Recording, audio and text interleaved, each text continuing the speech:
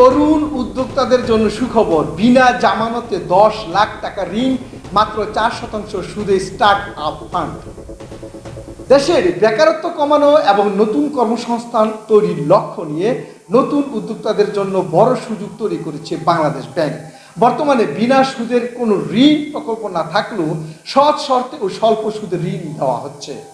নতুন উদ্যোক্তারা বিনা জামানতে সর্বোচ্চ 10 লাখ টাকা পর্যন্ত ঋণ পাচ্ছেন, আর স্টার্ট আপ উদ্যোক্তারা পাচ্ছেন মাত্র 4% সুদে অর্থায়ন। জাতীয় সংসদের প্রশ্নোত্তর পর্বে এই তথ্য জানিয়েছেন অর্থমন্ত্রী আমির খসরু মাহমুদ চৌধুরী। তিনি বলেন, তরুণদের জন্য বাংলাদেশ ব্যাংক নিজস্ব তহবিল থেকে বিভিন্ন অর্থাৎ পুনঃ অর্থায়ন স্কিম পরিচালনা করছে, যার মাধ্যমে সহজ শর্তে ঋণ সুবিধা দেওয়া হচ্ছে। কটেজ, মাইক্রো ও ক্ষুদ্র খাতের নতুন উদ্যোক্তা পুনঃ অর্থায়ন স্কিম এর তহবিল 100 কোটি টাকা থেকে বাড়িয়ে 500 কোটি টাকা উন্নীত করা হয়েছে।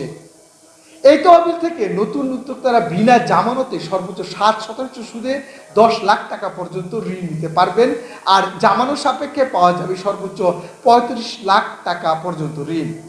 শুধু তাই নয়, স্টার্ট আপ উদ্যোক্তাদের জন্য গঠন করা হয়েছে আরও 500 কোটি টাকার স্টার্ট আপ ফান্ড। এই তহবিল থেকে মাত্র 4% সুদে ঋণ নেওয়ার সুযোগ থাকবে। পাশাপাশি নতুন উদ্যোক্তাদের দক্ষ করে গড়ে তুলতে বিনামূল্যে প্রশিক্ষণ এবং প্রশিক্ষণকালীন 5,000 টাকা ভাতাও দেওয়া হচ্ছে।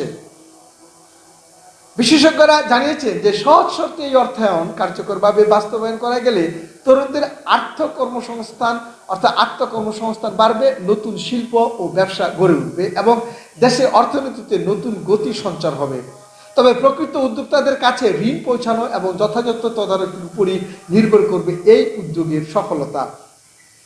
যুব সমাজকে চাকরি প্রার্থীর পরিবর্তে চাকরি সৃষ্টিকারী হিসেবে গড়ে তুলতে এই উদ্যোগ কতটা কার্যকর হয় এখন সেটি দেখার বিষয়।